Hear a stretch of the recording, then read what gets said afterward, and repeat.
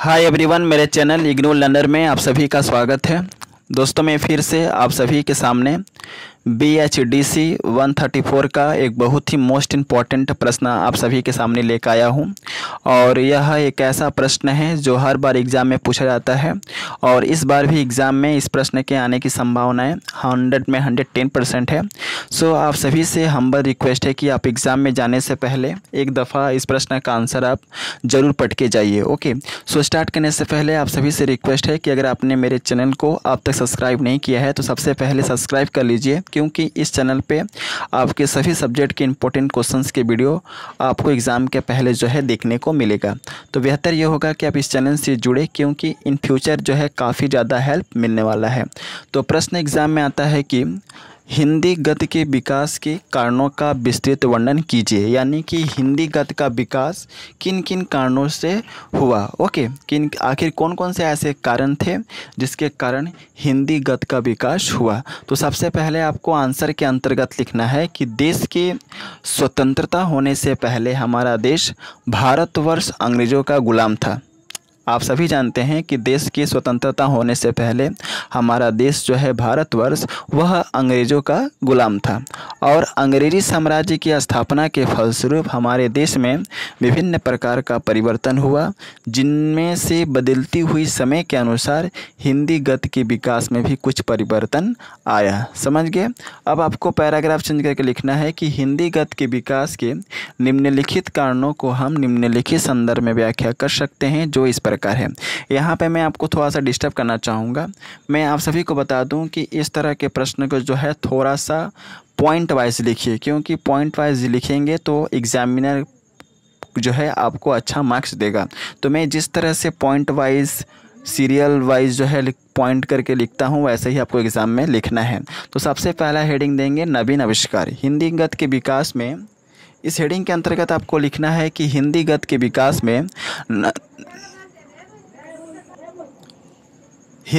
विकास में नवीन आविष्कारों का काफ़ी ज़्यादा भूमिका रही है। अंग्रेज़ों के शासन के फलस्वरूप हमारे देश भारतवर्ष में यातायात का विकास हुआ। इसके साथ साथ संचार के साधनों का भी विकास हुआ। यातायात के विकास और जनसंचार के साधनों का विकास होने के कारण हिंदी गद्य का विकास करना काफ़ी ज़्यादा आवश्यक हो गया, क्योंकि नवीन आविष्कारों के फलस्वरूप भारत में रहने वाले लोगों को अपने विचारों और अपने भावों को प्रकट करने के लिए हिंदी भाषा का प्रयोग करना काफ़ी आवश्यक हो गया था, जिसका परिणाम यह हुआ कि हिंदी गद्य का विकास हुआ। क्या समझे? हिंदी गद्य के विकास में नवीन आविष्कारों का काफ़ी ज़्यादा भूमिका रही है, क्योंकि अंग्रेज़ों के शासन के फलस्वरूप हमारे देश भारतवर्ष में यातायात का विकास हुआ। यातायात के साथ साथ संचार के साधनों का भी विकास हुआ। यातायात के विकास और जनसंचार के साधनों का विकास होने के कारण हिंदी गद्य का भी विकास करना काफ़ी ज़्यादा आवश्यक हो गया, क्योंकि नवीन आविष्कारों के फलस्वरूप भारत में रहने वाले लोगों को अपने विचारों और भावों को प्रकट करने के लिए हिंदी भाषा का प्रयोग करना काफ़ी आवश्यक हो गया था, और इसका परिणाम यह हुआ कि हिंदी गद्य का विकास हो गया। इसके बाद अगला हेडिंग देंगे ईसाई मिशनरियाँ। ओके, इस हेडिंग के अंतर्गत आपको लिखना है कि हिंदी गद्य के विकास में ईसाई मिशनरियों का भी काफ़ी ज़्यादा योगदान रहा है।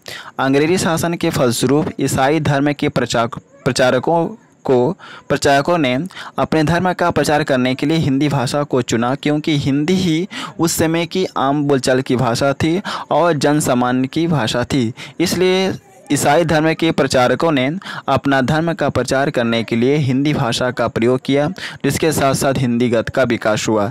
तो कहीं ना कहीं ईसाई मिशनरियों का भी एक सबसे महत्वपूर्ण भूमिका रहा हिंदी गद्य के विकास में, क्योंकि ईसाई धर्म के प्रचारकों ने अपने धर्म का प्रचार करने के लिए हिंदी भाषा को चुना, क्योंकि हिंदी उस समय की आम बोलचाल की भाषा थी और उस भाषा को प्रायः सभी लोग जो है देश में समझते थे।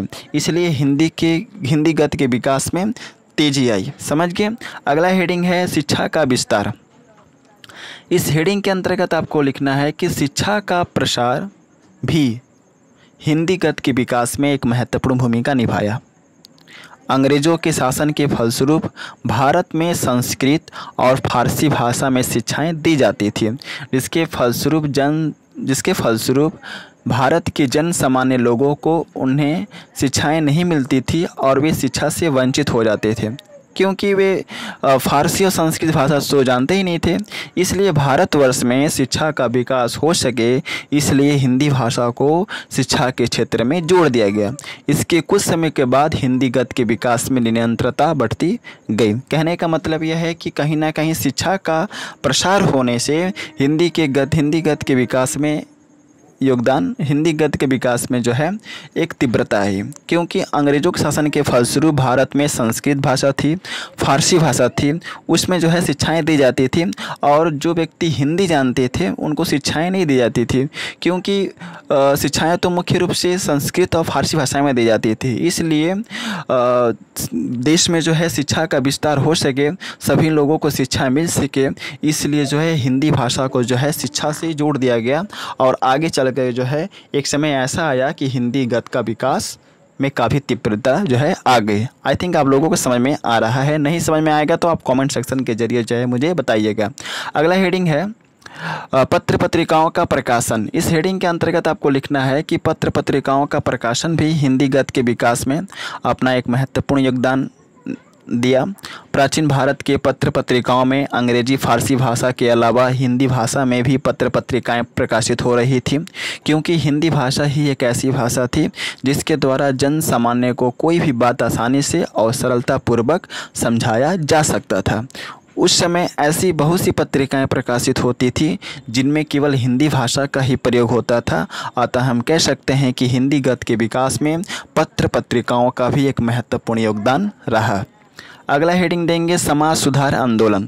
प्राचीन भारत में ऐसे बहुत से सुधारक हुए जिन्होंने समाज का भलाई करने के लिए और जन सामान्य तक अपने विचार को पहुंचाने के लिए हिंदी भाषा को ही चुना, क्योंकि हिंदी भाषा ही उस समय की आम बोलचाल की भाषा थी और सभी के समझने की योग्य थी, जिसके परिणाम फलस्वरूप हिंदी गद्य का विकास हुआ। तो कहीं ना कहीं समाज सुधारकों ने भी हिंदी गद्य के विकास में अपना महत्वपूर्ण योगदान दिया, क्योंकि अपने जो समाज सुधारक जो थे देश के, वे अपने विचारों को प्रकट करने के लिए, अपने भावों को प्रकट करने के लिए हिंदी का प्रयोग किए, क्योंकि उस समय हिंदी भाषा आम बोलचाल की भाषा थी और प्रायः अधिकांश लोग जो है हिंदी को समझते थे। इसलिए हिंदी गद्य के विकास में तीव्रता आई और हिंदी गद्य का जो है विकास हो गया। समझ गए? तो यह रहा हिंदी गद्य के विकास के कारण। और जिस तरह से मैंने यहाँ पर 5 पॉइंट करके बताए हैं, वैसे ही आपको एग्ज़ाम में पॉइंट वाइज ही लिखना है, अन्यथा एग्ज़ाम में जो है आपको अंडा मिलेगा। क्या मिलेगा? अंडा। ओके। और यहाँ पे मैं आप सभी को बता दूं कि अगर आपको इसका PDF चाहिए तो आप टेलीग्राम चैनल से जुड़िए। वीडियो के डिस्क्रिप्शन में टेलीग्राम चैनल का लिंक है। जैसे ही आप टेलीग्राम चैनल पर आएंगे आपको इसका PDF मिल जाएगा। और अलग से मैंने इस सब्जेक्ट का प्लेलिस्ट बना दिया है, तो वहाँ पर जितने भी वीडियो हैं सभी वीडियो को एग्ज़ाम में देख के जाइए, क्योंकि अगर वो सारे देख लेते हैं तो एग्ज़ाम में आपको अलग से पढ़ने की आवश्यकता नहीं पड़ेगी। So best of luck for all of you for exam and thanks for watching my video. जय हिंद, वंदे मातरम।